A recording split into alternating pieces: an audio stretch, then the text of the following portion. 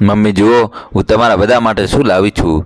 શાલિનીએ તેની સાસુ ઉમાજીને કહ્યું કે શાલિનીએ ભાભી સિવાય તેની સાસુ, સસરા, પતિ, ભાભી અને બહુ માટે મોંઘા કપડાં લાવ્યા હતા.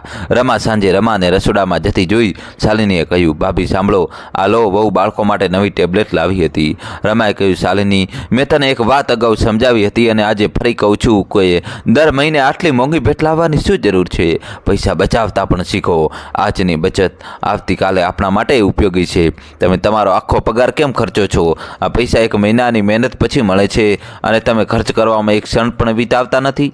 હું તમને ફક્ત તમારા સારા માટે જ કહું છું. આ સાંભળીને શાલિની ગુસ્સે થઈ ગઈ. તેણે કહ્યું, ભાભી, મને ખબર હતી કે તું તારું લેક્ચર ચોક્કસ આપશો, એટલે જ તારા માટે હું કંઈ લાવી નથી અને ભવિષ્યમાં પણ કંઈ લાવીશ નહીં.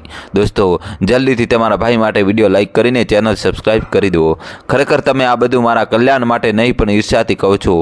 તેને ઈર્ષ્યા થાય છે કે હું તારા કરતાં બધું કમાઉં છું. તમે દરેક માટે આટલી મોંઘી ભેટ લાવી શકતા નથી, કારણ કે તેના માટે મોટા હૃદયની જરૂર હોય છે, જે તમારી પાસે બિલકુલ નથી. તમે મધ્યમ વર્ગની કંગાળ સ્ત્રી છો. આ બધું સાંભળીને રમાની આંખમાં આંસુ આવી ગયા. જ્યારે તેણી તેના રૂમમાં જવા લાગી ત્યારે ઉમાજીએ કહ્યું, રમા, રાહ જુઓ, શાલિની આ રીતે તને વડીલો સાથે વાત કરવાનું શીખવવામાં આવ્યું છે. રમાએ તમને તમારા કલ્યાણ માટે બચત કરવાનું કહ્યું અને તમે તેને ઈર્ષા અને કંજૂસ કહી રહ્યા છો. આજે મારી વાત ધ્યાનથી સાંભળ. તારી આ મોંઘી ભેટો કે બીજી કોઈ વસ્તુ મારી વહુ રમાનું સ્થાન લઈ શકતી નથી. અને હા, એક દિવસ તમને તમારી આ વાતનો ચોક્કસ પસ્તાવો થશે. શાલિનીએ પગ થોભાવ્યો અને ગુસ્સાથી તેના રૂમમાં ગઈ. શાલિનીએ આ વાત તેના પતિ અમનને કહ્યું, અમન, ખરાબ ન અનુભવો, પણ હું ગમે તેટલી કોશિશ કરું પણ હું મારી ભાભીનું સ્થાન ક્યારેય નહીં લઈ શકું, કારણ કે મેં લવ મેરેજ કર્યા છે અને મારી ભાભી મારી માની પસંદની વહુ છે. દોસ્તો, ફટાફટથી ચેનલ સબસ્ક્રાઈબ કરી દો. તેથી જ મા ભાભીને વધુ પ્રેમ કરે છે અને ત્યાં બનેલી આખી વાત કહી. ત્યારે અમને કહ્યું, શાલિની, આજે ફરી એકવાર હું તને સમજાવું છું કે તું તારી ભાભીને જેટલી ગેરસમજ કરે છે તે તેટલી જ સમજદાર અને ક્રમબંધ છે. તે ક્યારેય તારી ઈર્ષા ન કરી શકે, કારણ કે તેને જ અમારા લગ્ન માટે આખા પરિવારને મનાવી લીધા હતા. જો અમન, તું પણ સમજી નથી રહ્યો. હું નાના પરિવારની દીકરી નથી. મારી પાસે પૈસાની કોઈ કમી નથી. હું ફક્ત મારા શોખ માટે જ કામ કરું છું, નહીં તો હું જે ઈચ્છું તે કરી શકું છું. મારા પપ્પાએ મારા માટે તરત જ તે મેળવી લેવું જોઈએ. પિતાનો આટલો મોટો ધંધો છે, શા માટે હું બચતની ચિંતા કરું? શાલિનીએ કહ્યું. બીજા દિવસે રવિવારે શાલિની મિત્રો સાથે બહાર જતી હતી ત્યારે તેની નજર હોલમાં બેઠેલી ભાભી પર પડી.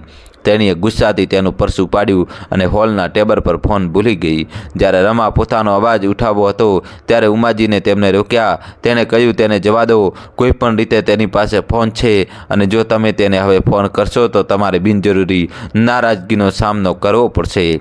રમાએ ફોન મૂકતાની સાથે જ હમ કહ્યું. જોયું કે શાલિનીના ભાઈનો ફોન તેના ફોન પર આવી રહ્યો હતો. રમાએ ફોન ઉપાડ્યો અને બોલવા માંગતી હતી, પણ પછી તેને અવાજ સાંભળ્યા વિના રડતા તેને કહ્યું, દીદી, જલ્દી હોસ્પિટલ આવો, પપ્પાને દવાખાને લઈ જવાનું છે. તેને ફોન કટ કરી લીધો. દોસ્તો, કહાની આગળ સંભળાવું એના પહેલાં ચેનલ સબસ્ક્રાઈબ કરી દો.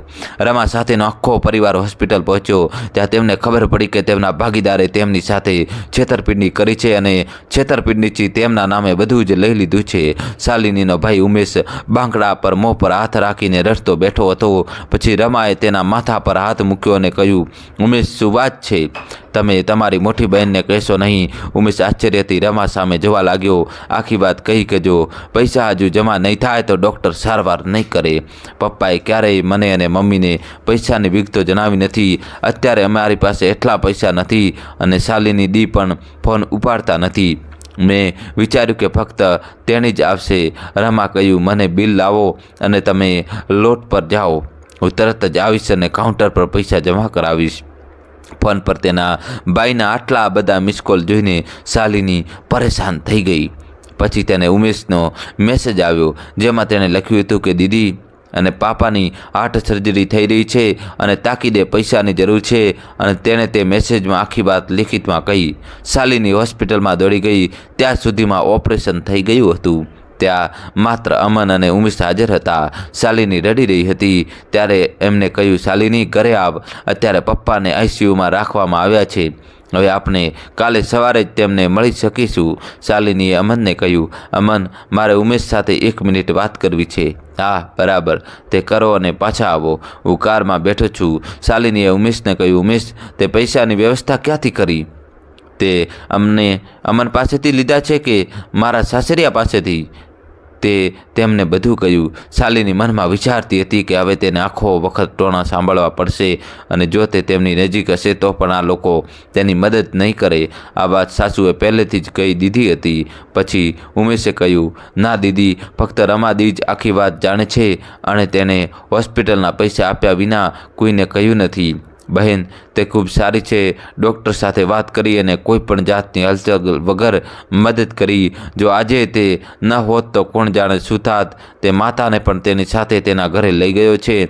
શાલિનીએ એ સાંભળીને સતબત થઈ ગઈ કે જે ભાભીને તે ક્યારેય માન આપતી ન હતી તેને આજે તેના માટે આટલું બધું કર્યું છે. ઘરે પહોંચ્યા પછી તેને જોયું કે રામ તેની માતાનું માથું દબાવી રહ્યો હતો. શાલિનીએ માતાને આલિંગન આપ્યું. શાલિની, મેં તને રડતા રોક્યા કારણ કે આંટી પણ ઘણા સમયથી રડતી હતી અને તેને માથાનો દુખાવો થવા લાગ્યો હતો. જો તે ઘરે એકલી હોત તો તેને વધુ વિચાર કર્યા હોત. દોસ્તો, કહાની આગળ સંભળાવું એના પહેલાં વિડીયો લાઇક કરીને ચેનલ સબસ્ક્રાઈબ કરી દો. તેથી તે આપણા બધા વચ્ચે સારું લાગે તેવું વિચારી હું તેને અહીં લાવ્યો છું. તમને ખરાબ લાગે તો શાલિનીએ રમાનો હાથ પકડીને એક હાથ રમાના મોં પર મૂક્યો અને કહ્યું. ભાભી, બસ મને આટલી શરમમાં મૂકશો નહીં. કૃપા કરીને મને માફ કરો. હું તમને ઓળખી શકી નહીં, તમારી ભલાઈને ઓળખી શકી નહીં. હું તેને તમારો ઢોંગ સમજી ગઈ.